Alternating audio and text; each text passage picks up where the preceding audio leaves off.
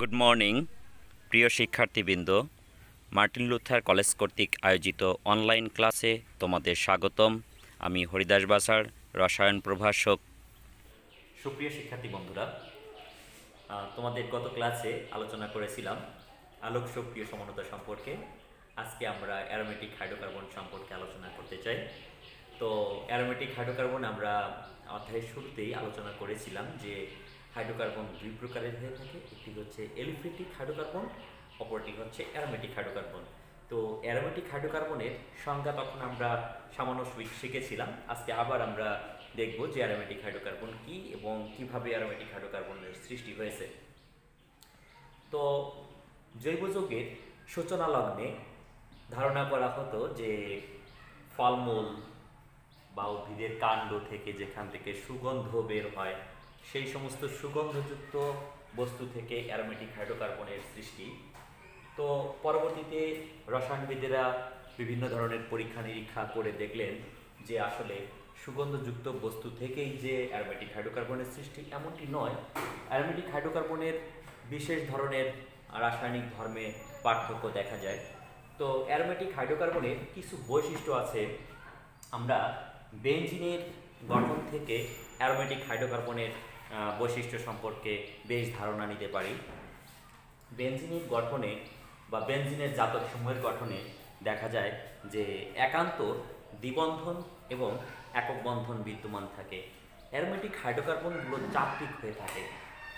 এই চাকরিক aromatic hydrocarbon হলেও চাকরিক যোগ্য হলেও অ্যারোমেটিক হাইড্রোকার্বন দেখা যাচ্ছে যে সাইক্লো অ্যালকেনের মতন না। এখানে বিশেষ ধরনের অসম্পৃক্ততা বিদ্যমান থাকে। এই বিশেষ ধরনের অসম্পৃক্ততার কারণে অ্যারোমেটিক হাইড্রোকার্বন অ্যারোমেটিসিটি প্রদর্শন করে থাকে। তাহলে এসো আমরা অ্যারোমেটিক হাইড্রোকার্বন কি সেটা একটু জেনে নিই।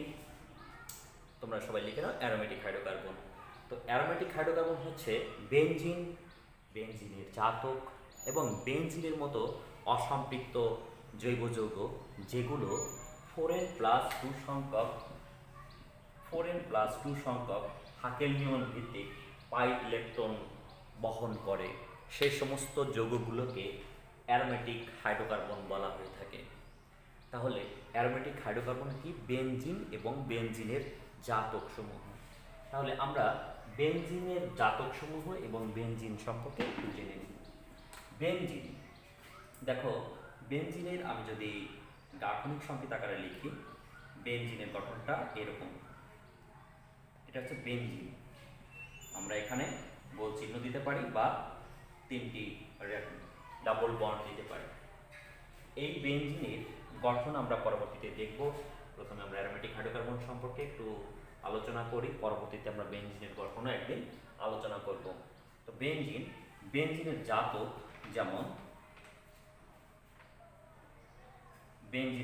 যেমন আমরা এখানে গোল চিহ্ন দিয়েও বেনজিনকে প্রকাশ করতে পারি। টলুইন, তারপরে হচ্ছে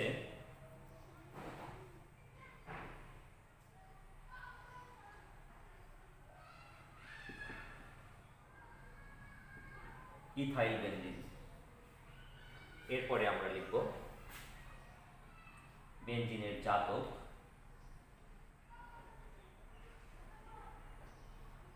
জাইলিন, CH3, এটা হচ্ছে অর্থোজাইলিন।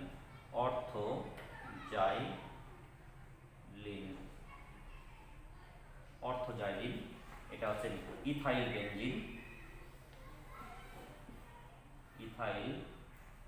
বেনজিন, এটা হচ্ছে টলুইন, এটা হলো আমাদের বেনজিন। বেনজিনের প্রতিস্থাপিত যৌগগুলো হচ্ছে অন্য যে কটা আমরা লিখলাম। এরপরে এখানে আসছে প্যারাজাইলিন। যদি এই CH3টা এখানে একটা থাকে আর এখানে একটা থাকে, তার নাম হচ্ছে প্যারাজাইলিন। এখানে যদি একটা CH3 থাকে, এখানে একটা যদি CH3 থাকে, তার নাম হচ্ছে মেটাজাইলিন। তো এটা হচ্ছে বেনজিন এবং এগুলো হচ্ছে বেনজিনের জাতক সমূহ। এগুলোকে অ্যারোমেটিক হাইড্রোকার্বন বলা হয়ে থাকে। এছাড়া অ্যারোমেটিক হাইড্রোকার্বনগুলোর মধ্যে রয়েছে অ্যানিলিন, থায়োফিন, পিরিডিন, বিভিন্ন ধরনের হাকেল নিয়ম ভিত্তিক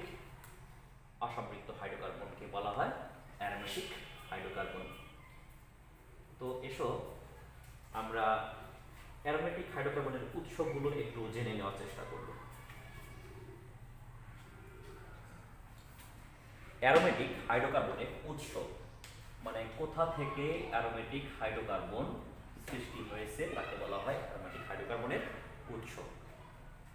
অ্যারোমেটিক হাইড্রোকার্বন প্রধান উৎস হচ্ছে কয়লা এবং পেট্রোলিয়াম, অর্থাৎ কোল এবং পেট্রোলিয়াম থেকে অ্যারোমেটিক হাইড্রোকার্বন উৎপাদন করা হয়ে থাকে, তাই এর প্রধান উৎস বলা হয় কয়লা এবং পেট্রোলিয়ামকে। কয়লার বিধ্বংসী পাতনে অ্যারোমেটিক হাইড্রোকার্বন বা বেনজিন উৎপন্ন করা হয়ে থাকে। কয়লার বিধ্বংসী পাতন থেকে বেনজিন উৎপাদন করা হয়ে থাকে। তো বেনজিন উৎপাদনের কয়েকটি পদ্ধতি আছে, যেমন আলকাতরা থেকে বেনজিন উৎপাদন, পেট্রোল থেকে বেনজিন উৎপাদন, পেট্রোলিয়াম বা পেট্রোল থেকে বেনজিন উৎপাদন। তো আরও বিভিন্ন ধরনের উৎস থেকে বেনজিন উৎপাদন করা, এর মধ্যে মেইন যে দুটি সেটি হচ্ছে কয়লা থেকে বেনজিন উৎপাদন, বা কয়লা থেকে হচ্ছে আলকাতরা তৈরি করা হয়, আলকাতরা থেকে বেনজিন উৎপাদন, আর হচ্ছে পেট্রোলিয়াম থেকে বেনজিন উৎপাদন। সবচেয়ে বেশি বেনজিন উৎপাদন করা হয়ে থাকে পেট্রোলিয়াম থেকে, গ্যাসোলিন বা পেট্রোলিয়াম থেকে বেনজিন উৎপাদন করা হয়ে থাকে। তো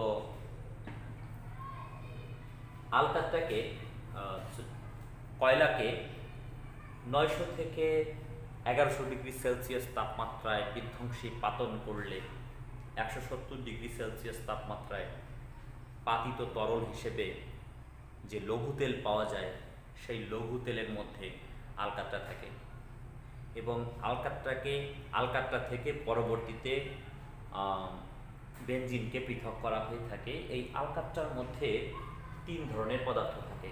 একটা হচ্ছে নিরপেক্ষ জাতীয়, বেনজিন, টলুইন, জাইলিন, এই সমস্ত হাইড্রোকার্বন থাকে।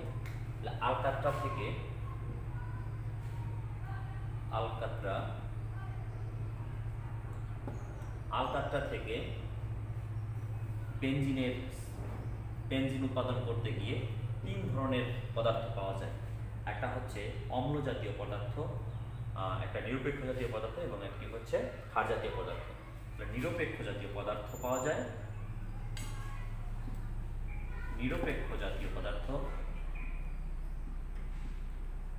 পাওয়া যায় বেনজিন, টলুইন, জাইলিন প্রভৃতি। ক্ষার জাতীয় পদার্থ পাওয়া যায়, ক্ষার জাতীয় পদার্থগুলোর মধ্যে আছে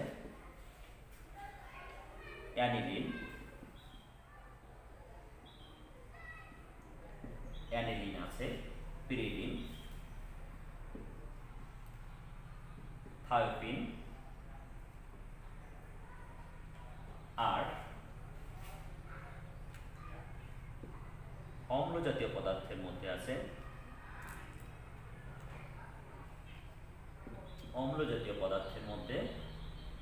আছে ফেনল।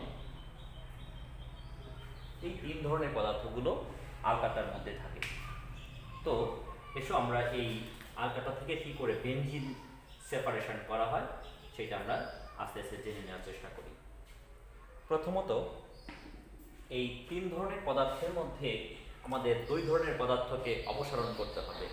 তা হচ্ছে এই যে ক্ষার জাতীয় পদার্থ এবং এই অম্ল জাতীয় পদার্থ, এই 2 ধরনের পদার্থকে যদি আমরা আউট করতে পারি আমাদের মিশ্রণ থেকে, তাহলে আমরা সেখানে যে অন্যান্য যে পদার্থগুলো আছে বেনজিন, টলুইন, জাইলিনের মিশ্রণ পাওয়া যাবে। সেই মিশ্রণ থেকে খুব সহজেই আমরা বেনজিনকে সেপারেশন করতে পারবো। তো শুরুতে আমরা ক্ষার জাতীয় পদার্থ অ্যানিলিন, পিরিডিন, থায়োপিনকে পৃথক করার সিস্টেমটা জানব। তারপরে আমরা বিশুদ্ধকরণের মাধ্যমে অন্যান্য উপাদানগুলো পৃথক করব। ক্ষার জাতীয় পদার্থগুলোকে দূরীভূত করতে হলে গাঢ় সালফিউরিক অ্যাসিড ব্যবহার করা হয়, আর অম্ল জাতীয় পদার্থগুলোকে দূরীভূত করতে 10% সোডিয়াম হাইড্রোক্সাইড ব্যবহার করা হয়। অর্থাৎ অ্যাসিড এবং ক্ষার এক্ষেত্রে ব্যবহার করে ক্ষার এবং অ্যাসিডগুলোকে অপসারণ করা হয় মিশ্রণ থেকে। তো দেখো, ক্ষার জাতীয় পদার্থের মধ্যে অ্যানিলিন আছে। আমরা অ্যানিলিনকে নিয়ে আমরা বিক্রিয়াটা দেখাই, তাহলে বাকিগুলো তোমরা অবশ্যই বুঝতে পারবে। NH2 aniline. অ্যানিলিন এর মধ্যে গাঢ় সালফিউরিক অ্যাসিড নেওয়া হয়, H2SO4 নিয়ে যখন উত্তপ্ত করা হয়, এখানে হচ্ছে অ্যাকোয়াস মানে দ্রবীভূত গাঢ় সালফিউরিক অ্যাসিড, আর এটা হলো তৈলাক্ত পদার্থ, তেল, লঘু তেল বলতে পারি আমরা, আলকাটার মধ্যে থাকে। তো এটা যখন সালফিউরিক অ্যাসিড নেওয়া হয় মিশ্রণের মধ্যে, তখন এই অ্যানিলিন জাতীয় যে পদার্থগুলো, সেই অ্যানিলিন জাতীয় পদার্থগুলো দেখা যাচ্ছে যে এই সালফিউরিক অ্যাসিডের সাথে হচ্ছে বিক্রিয়া করে অ্যানিলিনিয়াম সালফেট লবণ তৈরি করে। তাহলে এই ক্ষার অ্যাসিডের সাথে বিক্রিয়া করে এখানে দ্রবীভূত অ্যানিলিনিয়াম সালফেট উৎপাদিত হয়। তো এই হচ্ছে ক্ষার জাতীয় পদার্থ এভাবে দূরীভূত হয়। এরপরে অম্ল জাতীয় পদার্থ দূরীভূত হয়।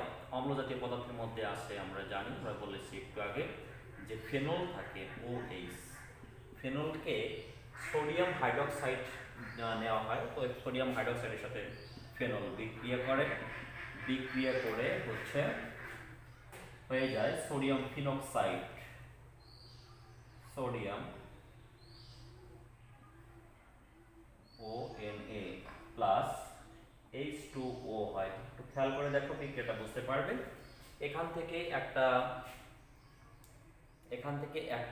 H, এখান থেকে একটা OH, এই দুইটি হচ্ছে একত্রিত হয়ে H2O হয়, আর এখানে অক্সিজেন সোডিয়ামের সাথে বিক্রিয়া করে সোডিয়াম ফিনক্সাইড হয়। এভাবে সোডিয়াম ফিনক্সাইড লবণ তৈরি হয়, এটা দ্রবীভূত অবস্থায় থাকে, এটা অ্যাকোয়াস। তো এই দুই ধরনের পদার্থ এইভাবে হচ্ছে দূরীভূত করা হয়। পরবর্তীতে বারবার পানি দ্বারা ধৌত করে অতিরিক্ত পরিমাণে সোডিয়াম হাইড্রক্সাইড দূরীভূত করা হয়ে থাকে। তাহলে এভাবে অম্ল জাতীয় পদার্থ এবং ক্ষার জাতীয় পদার্থ মিশ্রণ থেকে আউট হয়ে যায়। থাকে কি মনে আছে তো? থাকে বেনজিন টলুইন জাইলিনের একটা মিশ্রণ, যাকে বলা হয় 90% বেনজল। 90% বেনজল থাকে, যেগুলো হচ্ছে নিরপেক্ষ জাতীয় হাইড্রোকার্বন। সেই 90% বেনজলের মধ্যে আবার দেখা যাচ্ছে যে বেনজিন থাকে 84%। এই 90% কে 100 ধরে বেনজিন থাকে হচ্ছে 84%, আর টলুইন থাকে হচ্ছে 13%, এবং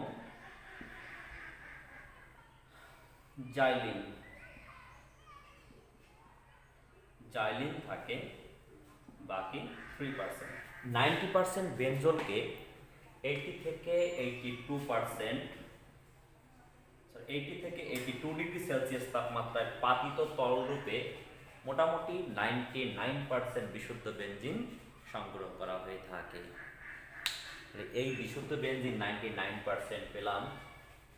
এর মধ্যে দেখা যাচ্ছে কিছু পরিমাণে অপদ্রব্য থেকেই যায়। এই অপদ্রব্যগুলোকে বিতাড়িত করতে হলে আবার এর বিশোধনের প্রয়োজন হয়। তো বিশোধন করতে গিয়ে দেখা যাচ্ছে যে এই যে অবিশুদ্ধ বেনজিন বা বেনজিনের যে মিশ্রণটি থাকে, সেই মিশ্রণকে হিমমিশ্র অর্থাৎ 5.4 ডিগ্রি সেলসিয়াস তাপমাত্রায় নিয়ে এটাকে যখন শীতল করা হয়, তখন শুষ্ক বেনজিন পাওয়া যায়, এবং সেখান থেকে বেনজিনকে সেপারেশন করা হয়। তো বেনজিনকে সেপারেশন করলেও তাতে প্রায় 0.5% থায়োফিন থেকে যায়। তো এই অপদ্রব্যকে আবার যদি দূরীভূত করতে হয়, তখন হচ্ছে গাঢ় সালফিউরিক অ্যাসিড সহ এটাকে আবার শীতল করা হয়, একটা নির্দিষ্ট তাপমাত্রায় নিয়ে যাওয়া হয়। তারপরে হচ্ছে এই শুষ্ক বেনজিনের একটা স্তর পাওয়া যায়, সেই বেনজিনের স্তরকে পরবর্তীতে ক্যালসিয়াম ক্লোরাইড নিরোধক দ্বারা হচ্ছে এটাকে হচ্ছে আবার মিশ্রিত করা হয় এবং সেখান থেকে বিশুদ্ধ বেনজিনকে 100% বিশুদ্ধ বেনজিনকে পরবর্তীতে সংগ্রহ করা হয়ে থাকে। এভাবে বেনজিনের হালকাটা থেকে বেনজিনকে সেপারেশন করে তার বিশোধন করা হয়, বিশোধন করে বিশুদ্ধ বেনজিন পাওয়া যায়। তো এই হচ্ছে আলকাটা থেকে বেনজিন উৎপাদন পদ্ধতি। তো শিক্ষার্থী বন্ধুরা, পেট্রোলিয়াম থেকে বেনজিন উৎপাদন করা হয়, এটি খুবই ইম্পর্ট্যান্ট। বেনজিন উৎপাদনের প্রায় 90% এই পদ্ধতিতে করা হয়ে থাকে। তো পেট্রোলিয়াম কি তোমরা জানো যে 35 থেকে 175 ডিগ্রি সেলসিয়াস তাপমাত্রায় পাতন করলে হাইড্রোকার্বনের যে মিশ্রণ পাওয়া যায় তাকে বলা হয় পেট্রোল বা গ্যাসোলিন বলা হয়। তো এই গ্যাসোলিনের মধ্যে থাকে এন-হেক্সেন, এন-হেপ্টেন, এন-অক্টেন নামক সরল শিকল হাইড্রোকার্বনের। তো এই যে পেট্রোলিয়ামের মিশ্রণ, এই পেট্রোলিয়ামের মিশ্রণকে একটা নির্দিষ্ট পদ্ধতিতে আমরা যদি উত্তপ্ত করি তাহলে এই পেট্রোলিয়াম থেকে বেনজিন উৎপাদন করা হয়। তো সেই নির্দিষ্ট পদ্ধতিটা কি?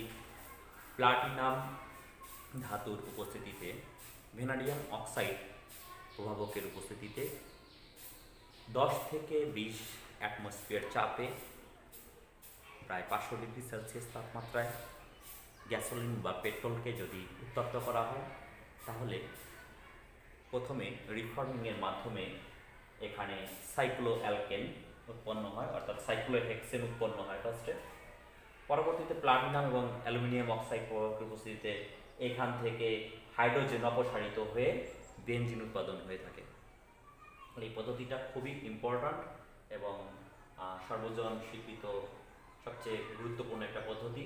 এন-হেক্সেন, এখানে আমরা সুবিধার জন্য আমরা এই হেক্সেনকে এভাবে লিখেছি। তো এন-হেক্সেনকে প্লাটিনাম প্রভাবক এবং ভ্যানাডিয়াম অক্সাইড প্রভাবকের উপস্থিতিতে এখানে 15 অ্যাটমসফিয়ার চাপ ব্যবহার করে 500 ডিগ্রি সেলসিয়াস তাপমাত্রায় এটাকে যখন উত্তপ্ত করা হয় তখন এটি রিফর্মিং, অর্থাৎ এটা চার্পিক যৌগ এখানে হেক্সেন তৈরি করে, সাইক্লোহেক্সেন তৈরি করে এবং সাইক্লোহেক্সেন থেকে পরবর্তীতে এখান থেকে দুইটি হাইড্রোজেন, এখান থেকে দুটি হাইড্রোজেন, এখান থেকে দুটি হাইড্রোজেন, এই হাইড্রোজেনগুলো পৃথক হয়ে যায়, হাইড্রোজেন অপসারিত হয়ে এখানে এখানে বেনজিন উৎপাদিত হয়। দেখো বেনজিনের একান্ত দ্বিবন্ধন আছে, একটা দ্বিবন্ধন, একক বন্ধন, দ্বিবন্ধন, একক বন্ধন, দ্বিবন্ধন, এভাবে একান্ত দ্বিবন্ধন বিশিষ্ট বেনজিন উৎপাদিত হয়ে থাকে। তো একই পদ্ধতিতে এন-হেপ্টেন যদি নেওয়া হয়, দেখো আমি এখানে শুধু চেঞ্জ করব। এন-হেপ্টেনের ক্ষেত্রে এখানে CH2 আর এখানে দিব CH3। তো এন-হেপ্টেনের ক্ষেত্রে কি হয় দেখো, এখানে হয় CH3, এই জায়গাটাতে হয় CH3। তাহলে সেক্ষেত্রে হচ্ছে এন-হেপ্টেন থেকে হবে টলুইন, এন-হেপ্টেন থেকে হবে টলুইন, তোমাদের বইয়ে দেখো নিচে দেওয়া আছে টলুইন। এন-অক্টেনের ক্ষেত্রে কি হবে দেখো, এন-অক্টেনের ক্ষেত্রে এই ক্ষেত্রে একটা এখানে CH3 হবে, এখানে CH3 হবে, অর্থাৎ জাইলিন পাওয়া যাবে। এভাবে পেট্রোলিয়াম থেকে বেনজিন, টলুইন, জাইলিন এই ধরনের অ্যারোমেটিক হাইড্রোকার্বনগুলো পাওয়া যায়। তো বুঝতে পারছি আমরা পেট্রোলিয়াম থেকে কি করে অ্যারোমেটিক হাইড্রোকার্বন অর্থাৎ বেনজিন, টলুইন, জাইলিন উৎপাদন করা হয়। আমরা বাসায় আবার প্র্যাকটিস করব। বেনজিন প্রস্তুতির আমরা কয়েকটি বাণিজ্যিক পদ্ধতি দেখব। এর মধ্যে আছে সোডালাইম থেকে বেনজিন প্রস্তুতি। দেখো সোডালাইমকে আমরা আগে জেনে নিই। সোডিয়াম হাইড্রোক্সাইড, এটাকে সোডা বলা হয়। ক্যালসিয়াম অক্সাইডকে বলা হয় লাইম বা চুন। তো ক্যালসিয়াম অক্সাইড এবং সোডিয়াম হাইড্রোক্সাইড একসাথে এটাকে বলা হয় সোডালাইম। তো বেনজোইক অ্যাসিডের সোডিয়াম লবণ, অর্থাৎ সোডিয়াম বেনজয়েট। তো এই সোডিয়াম বেনজয়েট CONA সোডিয়াম বেনজয়েটের সাথে সোডা লাইমকে উত্তপ্ত করলে বেনজিন উৎপন্ন হয়। উত্তপ্ত করলে বেনজিন উৎপন্ন হয়ে থাকে, সাথে সোডিয়াম কার্বনেট CO এটা উৎপন্ন হয়। এই ক্ষেত্রে তোমাদের মনে রাখতে হবে যে এই সোডিয়াম বেনজয়েটের একটা C আছে। এই C টা কার্বন ডাই অক্সাইড হিসেবে বের হয়ে যায়। সোডা লাইমের কাজ হচ্ছে কার্বন ডাই অক্সাইড হিসেবে C কে আউট করে ফেলা। তো এটা যেহেতু সোডিয়াম, যেহেতু এখানে কার্বন ডাই অক্সাইড এখান থেকে বের হয়ে যায়, তাই এই বিক্রিয়াটার একটা নাম হচ্ছে ডিকার্বক্সিলেশন বিক্রিয়া। তো ডিকার্বক্সিলেশনের মাধ্যমে বেনজিন উৎপাদিত হয়। সোডিয়াম বেনজয়েট থেকে ডিকার্বক্সিলেশনের মাধ্যমে হচ্ছে বেনজিন উৎপাদন হয়ে থাকে। তারপরে দেখো, এটা সোডা লাইম থেকে ফেনল থেকে বেনজিন উৎপাদন করা হয়। ফেনল থেকে বেনজিন উৎপাদন। দ্বিতীয় হচ্ছে ফেনল থেকে বেনজিন উৎপাদন। ফেনলকে জিঙ্ক গুঁড়া সহ উত্তপ্ত করলে ফেনল থেকে বেনজিন উৎপাদিত হয়। ফেনলকে জিঙ্ক গুঁড়া সহ উত্তপ্ত করলে জিঙ্ক অক্সাইড প্লাস বেনজিন উৎপন্ন হয়ে থাকে। তাহলে এটা পদ্ধতি হলো 2 নম্বর পদ্ধতি, ফেনল থেকে বেনজিন। এরপরে আরেকটি পদ্ধতি আমরা দেখব। তো এটা খুব সহজ, তোমরা দেখো যে জিঙ্ক এখানে হচ্ছে ফেনলের এই অক্সিজেনের সাথে বিক্রিয়া করে জিঙ্ক অক্সাইড হয়, এই হাইড্রোজেন হচ্ছে এই কর্নারে হচ্ছে থাকে। তোমরা জানো যে বেনজিনের প্রত্যেকটা কর্নারে একটি করে হাইড্রোজেন আছে। আমরা বেনজিনের গঠনে আরো বিস্তারিত জানতে পারবো। এরপরে অ্যাসিটিলিন থেকে বেনজিন উৎপাদন, এটাকে আমরা পলিমারকরণ পদ্ধতিও বলে থাকি। অ্যাসিটিলিন,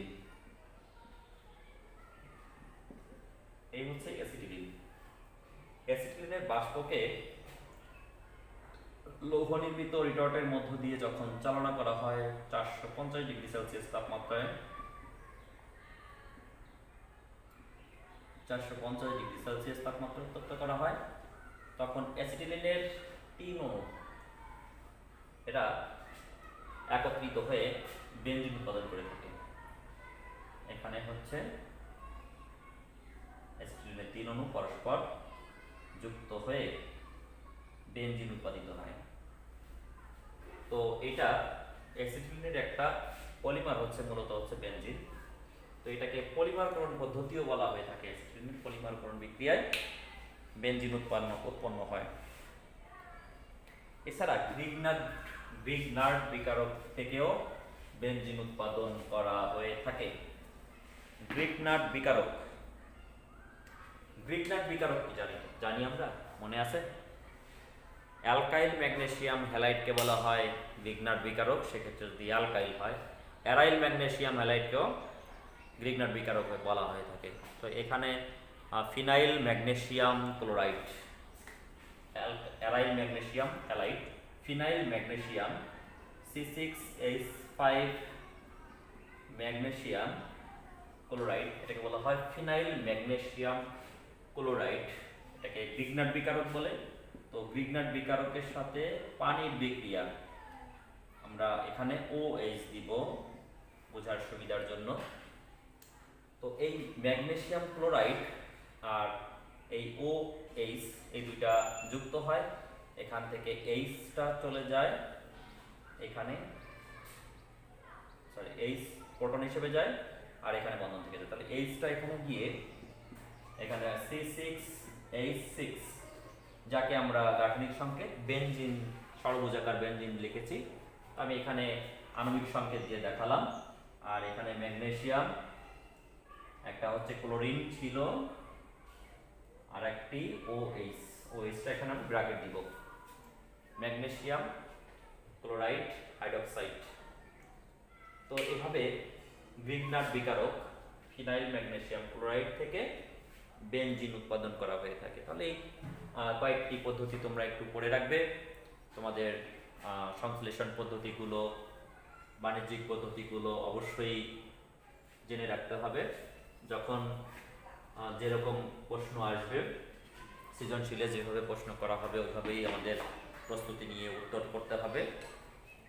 তো একইভাবে টলোইন প্রস্তুতির জন্য কয়েকটি পদ্ধতি আছে। টলোইন তার মধ্যে সবচেয়ে গুরুত্বপূর্ণ একটা পদ্ধতি হচ্ছে উডস্পিটিক পদ্ধতি, যেমন ক্লোরোবেনজিন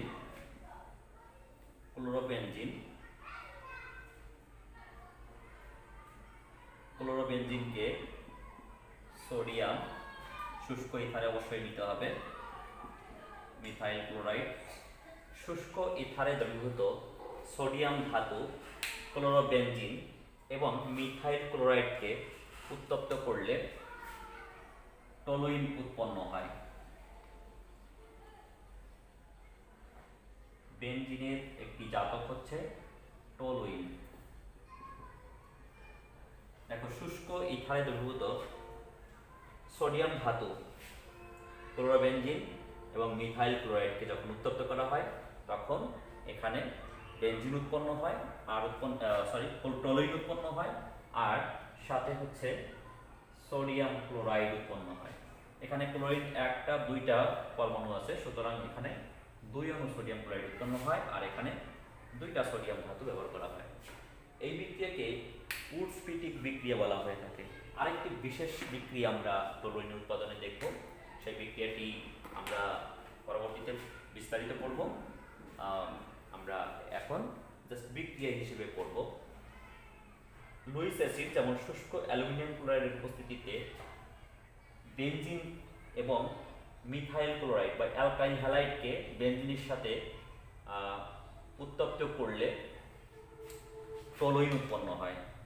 এখানে একটু মনে রাখতে হবে যে অ্যালকাইল হ্যালাইড অর্থাৎ অ্যালকাইলমূলক বেনজিন বলয় এখানে প্রবেশ করে।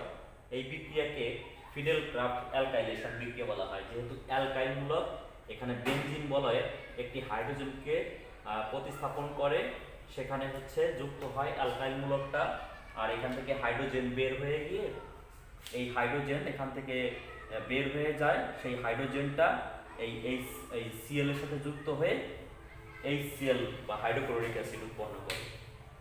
তো এভাবে বেনজিন থেকে টলোইন উৎপন্ন হয়।